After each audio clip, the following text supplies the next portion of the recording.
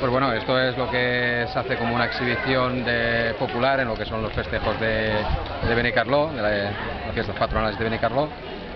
Y bueno, en un principio consiste en montar una gincana para los chiquillos, en la que tendrán que esquivar unos obstáculos.